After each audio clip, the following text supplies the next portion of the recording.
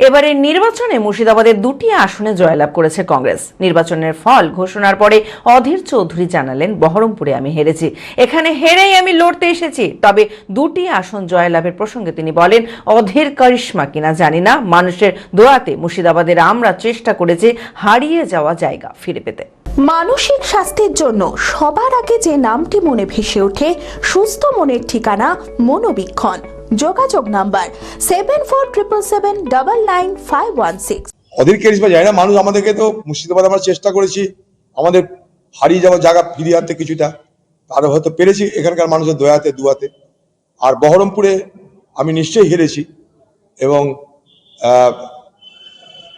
এখানে হেরেই আমি লড়তে এসেছি। আমি লোকসভা নির্বাচনে হেরেছিলাম, হারা অবস্থাতে কিন্তু লড়তে চেয়েছিলাম, কারণ আমার পার্টি চেয়েছিল যে সিনিয়র যারা লিডার তারা নিজেরা উদ্যোগ নিয়ে নির্বাচনে অংশগ্রহণ করুক।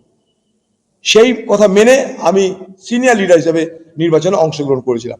হারবো জিতবো আমার জানা ছিল না, ফলাফলে হেরেছি, কিন্তু আমি তার জন্য কোনো অভিযোগ করছি না। কিন্তু ঘটনার বিবরণ যদি আমি সমীক্ষা করি তাহলে এটাই দাঁড়ায় যে এখানে হিন্দুত্বের সাইক্লোন বয়েছে, একটা হিন্দুত্বের সাইক্লোন। আমি আমার ফেভারিট, আমার মতো আর কেউ।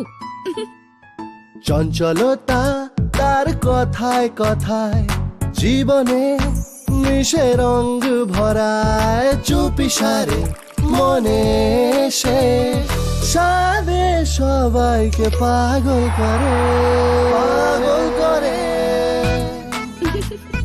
আমারই মতো আমার নিজের পতাকা।